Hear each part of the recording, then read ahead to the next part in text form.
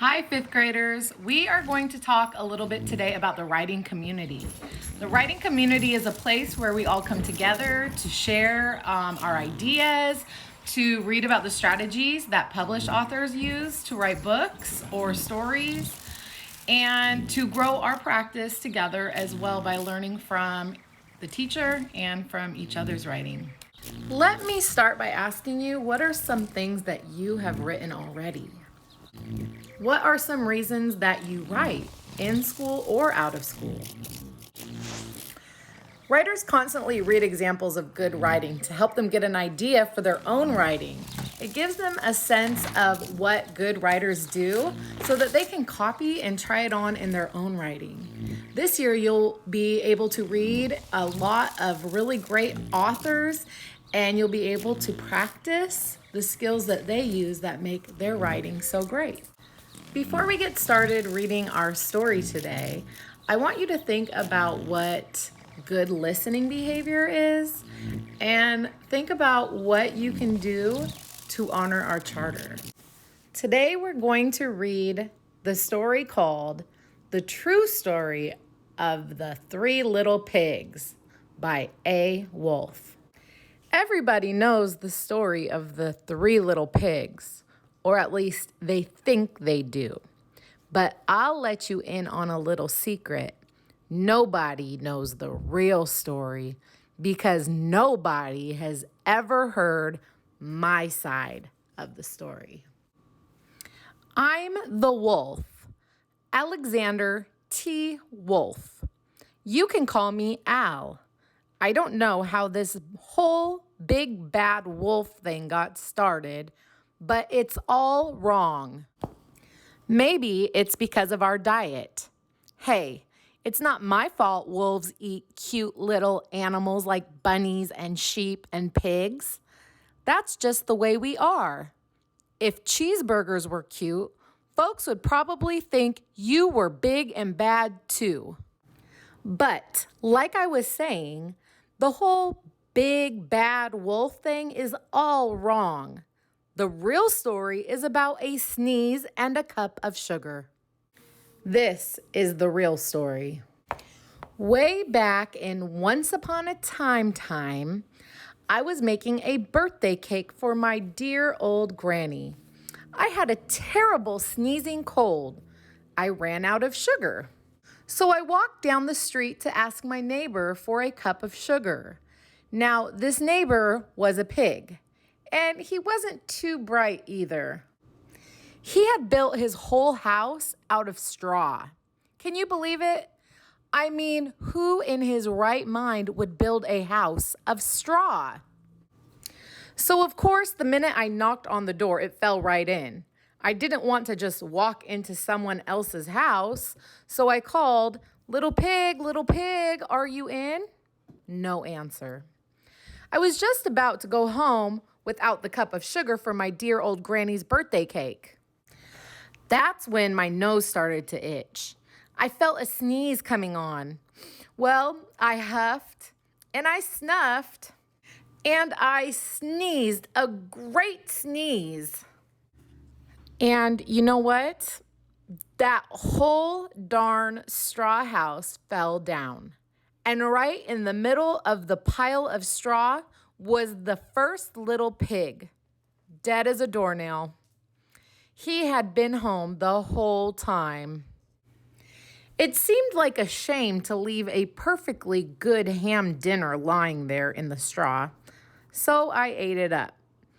Think of it as a big cheeseburger just lying there. I was feeling a little better, but I still didn't have my cup of sugar. So I went to the next neighbor's house. This neighbor was the first little pig's brother. He was a little smarter, but not much. He had built his house of sticks. I rang the bell on the stick house. Nobody answered. I called, Mr. Pig, are you in?" He yelled back, "Go away, wolf. You can't come in. I'm shaving the hairs on my chinny chin. I had just grabbed the doorknob when I felt another sneeze coming on. I huffed and I snuffed and I tried to cover my mouth, but I sneezed a great sneeze. And you're not going to believe it, but this guy's house fell down just like his brother's. When the dust cleared, there was the second little pig, dead as a doornail, Wolf's honor. Now, you know food will spoil if you just leave it out in the open, so I did the only thing there was to do. I had dinner again. Think of it as a second helping. I was getting awfully full, but my cold was feeling a little better. And I still didn't have that cup of sugar for my dear old granny's birthday cake. So I went to the next house. This guy was the first and second little pig's brother. He must have been the brains of the family. He had built his house of bricks. I knocked on the brick house. No answer. I called, "Mr. Pig, Mr. Pig, are you in?" And do you know what that rude little porker answered? "Get out of here, Wolf. Don't bother me again." Talk about impolite. He probably had a whole sack full of sugar, and he wouldn't give me even one little cup for my dear, sweet old granny's birthday cake. What a pig. I was just about to go home and maybe make a nice birthday card instead of a cake when I felt my cold coming on. I huffed and I snuffed and I sneezed once again. Then the third little pig yelled, "And your old granny can sit on a pin." Now, I'm usually a pretty calm fellow, but when somebody talks about my granny like that, I go a little crazy. When the cops drove up, of course, I was trying to break down the pig's door. And the whole time I was huffing and puffing and sneezing and making a real scene. The rest, as they say, is history. The news reporters found out about the two pigs I had for dinner. They figured a sick guy going to borrow a cup of sugar doesn't sound very exciting. So they jazzed up the whole story with all of that huff and puff and blow your house down. They made me the big bad wolf. That's it. The real story. I was framed. Framed means made to look guilty with false evidence. But maybe you could loan me a cup of sugar? That's a great story, isn't it? I have some questions for you. Who is telling the story? And why is it surprising? If you were going to retell a fairy tale, which one would you choose? Which character would you choose to retell the story and why? Today we're going to come up with some ideas for retelling fairy tales, and we're going to write those ideas down in our writer's notebook. So you're going to need to take out your writer's notebook. You can decorate yours with pictures if you want to help inspire you to write about different ideas. And we're going to open it up, and I would like you to count 10 pages back, okay?